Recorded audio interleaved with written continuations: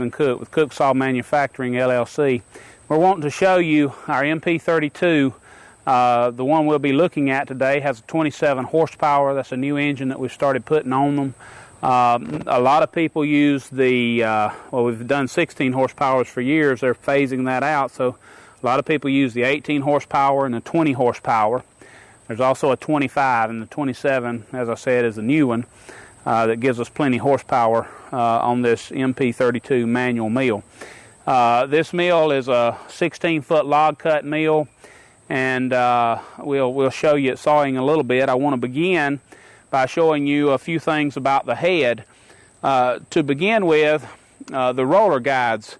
You've got a few things on a mill that make it cut good. Of course, one is having a good sharp blade, and the second is having roller guides that are fully adjustable.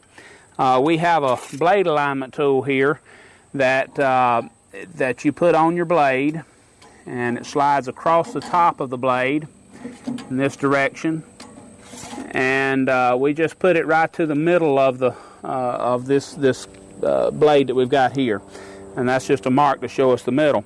These roller guides are adjustable. You may can see better over here. There's 4 bolts here, and they're adjustable where we can tilt this blade down or up, and you can see when I move it here that this moves. We're exaggerating the width of the blade, and then I'll take something that is square or flat and lay it on the mill, and we'll measure at the front end of it and at the back end of it, and with it tensioned up as if we were going to run it, and we can adjust this so that this blade is running perfectly parallel with the log beds. But any kind of straight edge laying up there will do that. It's also adjustable side to side, and you can bring it forward and backwards. These roller guides have a flange on the back and a bearing inside. They turn at high speeds, but we found that having a roller guide with bearings inside that is greasable, we have a grease fitting right here on each one of them, and if you'll pump grease in this twice a day, once at the end of the day, we find that's very important after that roller guide is hot and the bearings is hot, to put some fresh grease in there so that overnight, as it cools, sometimes with the expansion, a little bit of water or diesel fuel or oil or whatever you're running on it can get in there, and some contaminants can get in there with it. We find at the end of the day, if you'll pump 2 or 3 shots of grease, it pushes any water or contaminants that might be in there out, and you'll get real long life out of these roller guides. We find that works much better than just using bearings running against the blade.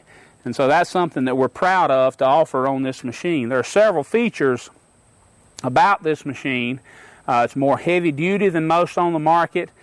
These roller guides is a very important part to have them fully adjustable.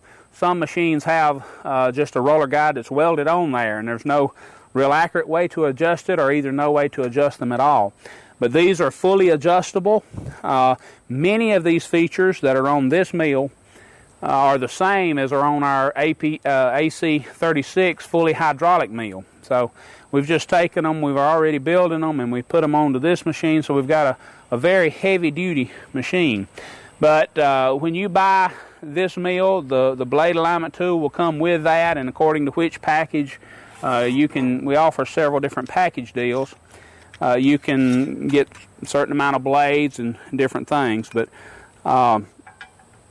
another thing that we do on this mill that is important is the band wheels themselves. I'm going to take both doors off here and see if we can show you these band wheels.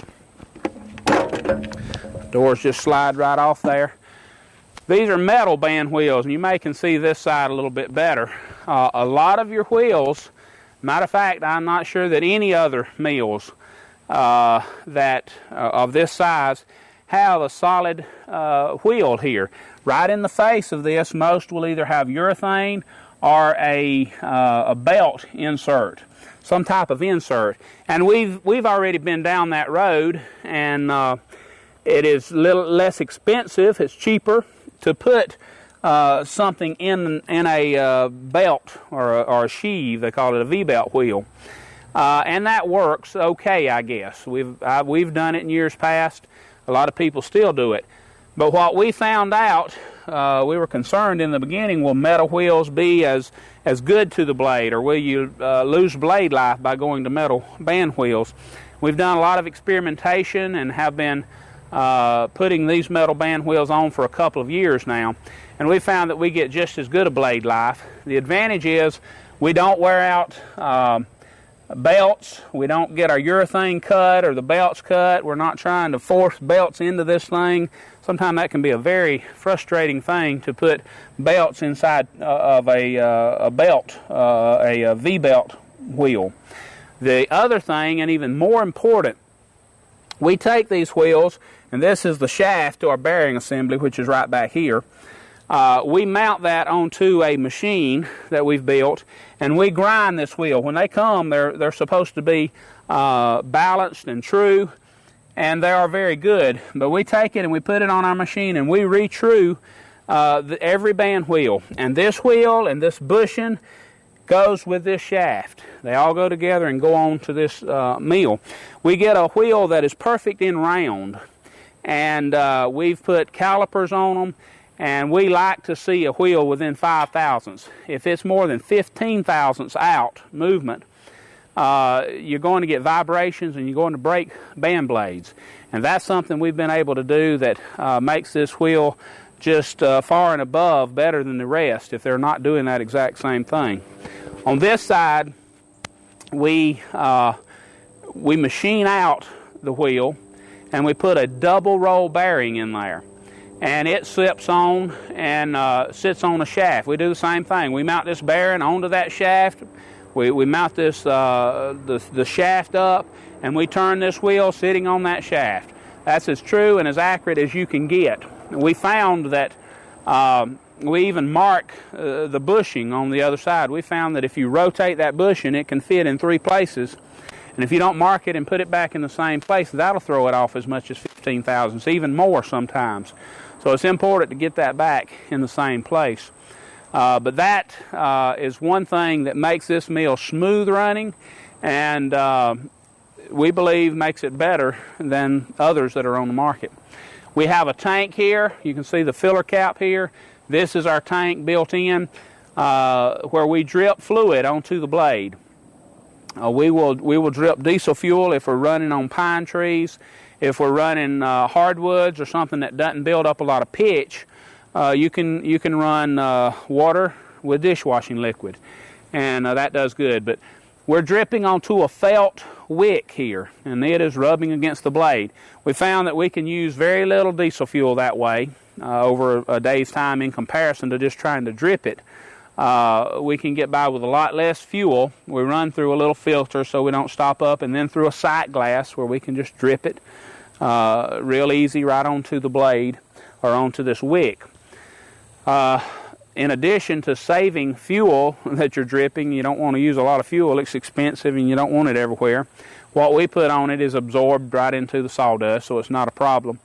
But if you just try to drip onto the blade, there's a wind that is made by the teeth of the blade, and it can blow the water or the fuel one way or another, and you don't get a good application onto the blade. But with this wick system, you have an excellent application there. I'm going to walk right around to the back here. We have our hinge adjustment for tracking and for tensioning right here. It's very important. As I said, this is the same system that we have on our larger mills. The drive bearing and the tracking system on the other side is the same.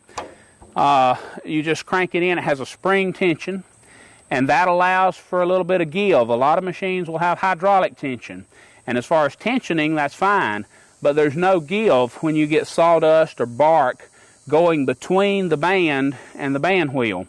There has to be a little bit of movement there, and that can cause damage to your blade. So by having a spring tension, we have a mark that we tension up to, and then if something as is going to happen on a fairly regular basis really goes between the blade and the wheel, there's a little bit of movement there, a little bit of cushion that it can stand. And